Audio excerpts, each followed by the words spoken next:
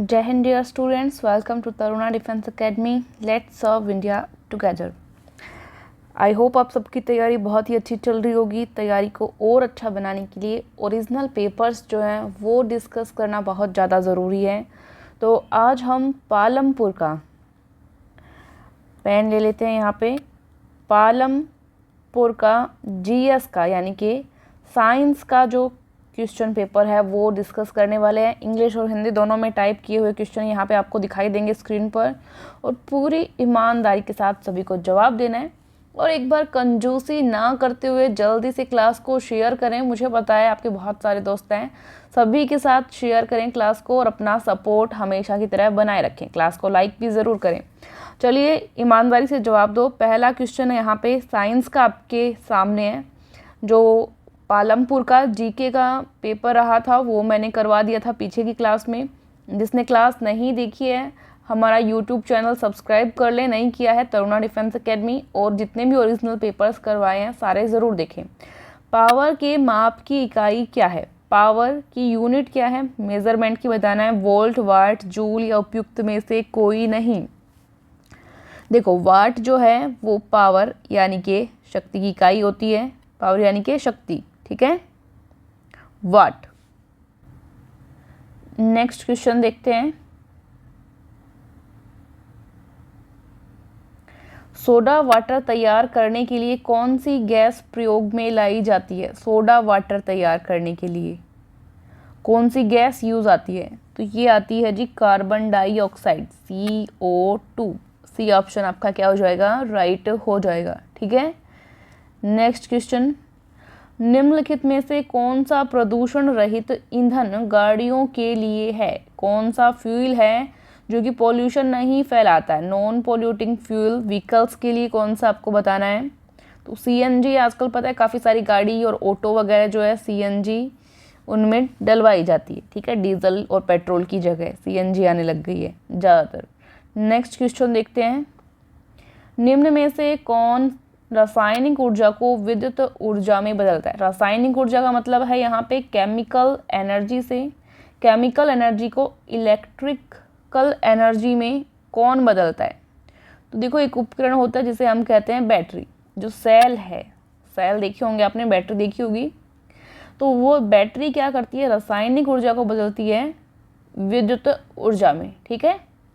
Next question, चलो मैं आपको एक होमवर्क देती हूँ। आपको एक बताना है क्वेश्चन कि यांत्रिक ऊर्जा को यानी मैकेनिकल एनर्जी को विद्युत ऊर्जा यानी कि इलेक्ट्रिकल एनर्जी में कौन बदलता है? बताएंगे। एक क्वेश्चन ये है कि विद्युत ऊर्जा को यांत्रिक ऊर्जा में कौन बदलता है? दो तरह के क्वेश्चन आपके होमवर्क के लिए हैं। कमेंट बॉक्स में कमेंट करके बताएंगे मुझे, ठीक है। ये दो क्वेश्चन हैं। चलिए नेक्स्ट क्वेश्चन देखते हैं। जनरेटर और इन्वर्टर, थोड़ा सा हिंट मैंने दिया है।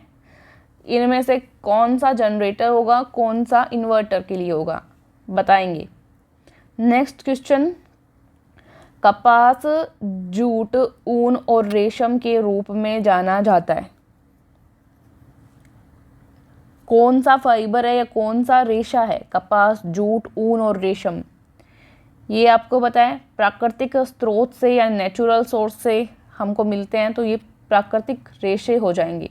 ऊन जो है भेड़ बकरी की छाल से प्राप्त किया जाता है। रेशम जो है सेरिकल्चर आपको पता है कीटों से प्राप्त किया जाता है रेशम, ठीक है। और कपास और जूट इनकी खेती की जाती है। तो बी ऑप्शन यहाँ पे क्या हो जाएगा? राइट हो जाएगा। नेक्स्ट है, गाजर में निम्न में से कौन सी विटामिन पाई जाती है? मैं आपको हिंट देती हूँ कि रतौंधी रोग कौन से विटामिन की कमी से होता है, वही इसका राइट आंसर है, ठीक है। तो विटामिन ए यहाँ पे क्या हो जाएगा? राइट हो जाएगा। नेक्स्ट क्वेश्चन, सामान्यतः पानी शुद्ध करने के एक रासायनिक विधि आपको बतानी है। Chemical method of purifying water in general, ठीक है। सामान्य रूप से पानी को शुद्ध करना बिल्कुल क्लोरीनेशन से हो जाएगा। ए ऑप्शन क्या हो जाएगा? राइट हो जाएगा आपके पास, ठीक है। नेक्स्ट क्वेश्चन देखेंगे। पीले फॉस्फोरस को रखा जाता है, किस में रखते हैं पीले फॉस्फोरस को? देखो ये क्या होता है, हवा के संपर्क में आ जाता है ना तो खराब हो जाता है, तो हवा के संपर्क में ना आए, हवा के संपर्क से बचे, इसलिए जो है इसको एकदम जो सील पैक्ड कंटेनर होते हैं उसके अंदर रखते हैं, ठीक है। और उसके अंदर क्या होता है, जल होता है, क्या होता है, जल। तो बी ऑप्शन क्या हो जाएगा यहाँ पे, राइट हो जाएगा। एक क्वेश्चन और पूछा जाता है, ज्यादातर पूछा जाता है जी सोडियम का। किसका पूछता है, सोडियम का। सोडियम का प्रतीक चिन्ह भी पूछा जा चुका है, तो Na होता है, ध्यान रखेंगे। इसको किस में रखा जाता है, तो इसको कैरोसिन तेल या मिट्टी के तेल में, किस में रखा जाता है, कैरोसिन तेल में, या इसको मिट्टी का तेल भी बोल देते हैं, मिट्टी के तेल में रखा जाता है। क्यों, क्योंकि ये हवा के संपर्क में आके आग पकड़ लेता है, ठीक है, जल उठता है। तो ये सोडियम का क्वेश्चन भी इंपॉर्टेंट है, इसको नोट करेंगे। यहाँ पे पीले फास्फोरस का पूछा है, तो ये जल के अंदर और सील पैक्ड कंटेनर के अंदर रखा जाता है, ठीक है। नेक्स्ट है, मनुष्यों में पित्त का उत्पादन किस अंग से होता है। In which organ is bile produced in humans. Bile juice जो होता है उसका उत्पादन कौन से अंग से होता है वो आपको बताना है। तो पेट, अग्नाशय, अग्नाशय मतलब पेनक्रियाज होता है आपका, लीवर या गॉल ब्लेडर, बताएंगे। अच्छा क्वेश्चन है। तो देखो जो पित्त रस होता है उसका उत्पादन जो है, उत्पादन किस में होता है, उत्पादन इसका लीवर में होता है, उत्पादन तो लीवर में होता है। और ऐसा पूछा जाए कि ये कहाँ संग्रहित होता है, इसका स्टोर कहाँ पे होता है, संग्रहित कहाँ पे होता है, तो आपको आंसर देना है पित्ताशय या गाल ब्लेडर, ठीक है। मैं पूछूं संग्रहित कहाँ होता है तो आप क्या उत्तर देंगे, गाल ब्लेडर या पित्ताशय। तो दोनों क्वेश्चन में अंतर समझ रहे हैं, ऐसा नहीं कि सिर्फ पित्त रस देखते ही सीधा गॉल ब्लेडर कर दें, नहीं। पित्त रस संग्रहित कहाँ होता है, स्टोर कहाँ किया जाता है, इकट्ठा कहाँ होता है, तो गॉल ब्लेडर, जिसको हिंदी में हम कहते हैं पित्ताशय। उत्पन्न प्रोड्यूस कहाँ से होता है, तो जिगर, जिसको हम इंग्लिश में लीवर बोलते हैं, क्या बोलते हैं, लीवर, ठीक है। हरे और पीले रंग का क्षारीय तरल होता है ये, और भोजन के अम्लीय माध्यम को क्षारीय बनाता है, ठीक है। ये इसकी मोटे तौर पे बात थी। नेक्स्ट क्वेश्चन है 25। जब किसी वस्तु पर ऊष्मा पड़ती है तो क्या प्रभाव पड़ता है। कोई वस्तु है उस पर ऊष्मा पड़ती है तो क्या होगा, जब किसी वस्तु पर ऊष्मा पड़ती है तो ऊष्मा अवशोषित हो सकती है, परावर्तित हो सकती है मतलब रिफ्लेक्ट हो सकती है, और प्रसारित हो सकती है मतलब ट्रांसमिटेड हो सकती है, एब्जॉर्ब हो सकती है। दिख रही है आपको, देखो the heat may be absorbed, reflected and transmitted, ठीक है। मतलब वो सोख सकती है, उसको फेंक सकती है, और ज़्यादा विस्तार से फैला सकती है। डी ऑप्शन राइट हो जाएगा, ये 4 कंडीशन हो सकती है। नेक्स्ट क्वेश्चन, ब्रह्मांड का अध्ययन करने वाले विज्ञान को क्या कहा जाता है। ब्रह्मांड यूनिवर्स का जो स्टडी होती है वो कौन सी शाखा में होती है आपको बताना है। तो ये कॉस्मोलॉजी में होती है। कॉस्मोलॉजी, इसको हिंदी में हम ब्रह्मांड विज्ञान कहते हैं, क्या बोलते हैं, ब्रह्मांड। तो इंग्लिश हिंदी दोनों में याद होना चाहिए आपको, ब्रह्मांड विज्ञान। तो ये जो क्वेश्चन पूछा गया था ना आर्मी में, तो इसमें कॉस्मोलॉजी आया था, ब्रह्मांड विज्ञान वर्ड नहीं दिया हुआ था वहाँ पे, ठीक है। तो आपको कॉस्मोलॉजी पता होना चाहिए, ठीक है। नेक्स्ट क्वेश्चन देखेंगे, फ़ारेनहाइट में जल का क्वथनांक होता है। फ़ारेनहाइट जो पैमाना आपको पता है, जैसे सेल्सियस पैमाना हो गया, रोमर पैमाना हो गया, केल्विन पैमाना हो गया, उसी तरह फ़ारेनहाइट भी तापमान मापने का एक पैमाना है, और उसमें जल का क्वथनांक आपको बताना है कितना होता है। बताएंगे जल्दी से, हिमांक भी बताओ, क्वथनांक भी बताओ, और मानव शरीर का तापमान भी बताओ, तीनों चीज़ें बताओ। तो फ़ारेनहाइट पैमाने में क्वथनांक होता है 212 डिग्री फ़ारेनहाइट। कितना होता है, 212। सेल्सियस में पूछे तो 100 हो जाएगा, सेल्सियस में पूछे तो 100 होगा, ठीक है। कितना होगा, 100 डिग्री सेल्सियस। और फ़ारेनहाइट पूछा है यहाँ पे तो 212 डिग्री, ठीक है।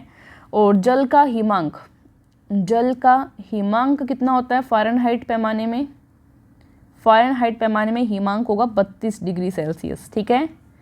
जबकि सेल्सियस पैमाने में हिमांक कितना होता है, सेल्सियस पैमाने में हिमांक होता है 0 डिग्री सेल्सियस। ये क्या है, ये क्वथनांक है, क्वथनांक मतलब बॉइलिंग पॉइंट, ओके। और क्या पूछा था मैंने कि फ़ारेनहाइट पैमाने में मानव शरीर का तापमान, मानव शरीर का तापमान, सामान्य तापमान, मानव शरीर का जो सामान्य तापमान होता है ये लगभग मैं बता रही हूँ 98.2 से 98.6 तक हो सकता है। ये 10-15 साल में थोड़ा चेंज भी हो सकता है। पहले ये 97.8 के अराउंड भी होता था, बट अब आप इसको थोड़ा ध्यान में रखेंगे। 98.2 से 98.6 डिग्री फ़ारेनहाइट, डिग्री भी लगा लेंगे इसके, ठीक है। तो लगभग ये होता है और ज़्यादातर ऑप्शन में 98.6 ये मिलता है आजकल, इसको राइट कर देते हैं हम लोग, ठीक है। बाकी इनमें से कुछ भी मिले आप देख सकते हैं। तो ये कुछ इम्पॉर्टेंट फैक्ट्स थे। सेल्सियस में देखा जाए तो 37 डिग्री सेल्सियस के अराउंड मानव शरीर का तापमान, सामान्य तापमान होता है, ठीक है। कौन से में? सेल्सियस की बात करूँ। इधर वाली जो भी बात की है ना, ये सारी 100 डिग्री क्वथनांक सेल्सियस का है और 0 डिग्री सेल्सियस हिमांक बिंदु है जल का। मानव शरीर का सामान्य तापमान 37 डिग्री सेल्सियस है। फ़ारेनहाइट की बात करें तो जल का हिमांक 32, सॉरी सेल्सियस लगा दिया क्या मैंने इसके आगे, फ़ारेनहाइट 32 डिग्री फ़ारेनहाइट, ये 98.6 डिग्री फ़ारेनहाइट मानव शरीर का तापमान, ठीक है। इसको नोट कर लेंगे। और क्वथनांक यहाँ पे बता ही दिया है, बॉइलिंग पॉइंट कितना है, 212 डिग्री फ़ारेनहाइट। तो इम्पॉर्टेंट क्वेश्चंस हैं, इसलिए इसको थोड़ा सा नोट करेंगे। नेक्स्ट क्वेश्चन देखेंगे, धोने का soda, chemical formula of washing soda. Washing soda का फॉर्मूला आपको बताना है, तो ये होता है आपका Na2CO3 और इसमें 10 H2 होते हैं। सी ऑप्शन क्या हो जाएगा, राइट हो जाएगा, ठीक है। नेक्स्ट क्वेश्चन देखेंगे, गन मेटल मिश्र धातु है। किसकी मिश्र धातु है? कौन कौन से धातु मिलकर मिश्र धातु बनाती है जिसका नाम है गन मेटल? बता देंगे कॉपर होता है बिल्कुल, और लगभग 88% तक ज़्यादातर इसमें कॉपर ही होता है। उसके बाद में टीन भी होता है, टीन लगभग 8-10% इसके अंदर होता है। जिंक की बात करें तो जिंक यानी कि जस्ता, जिंक जस्ते को कहते हैं हम, कंफ्यूज मत होना। जिंक यानी कि जस्ता लगभग 2 से 4% तक इसके अंदर होता है, ठीक है।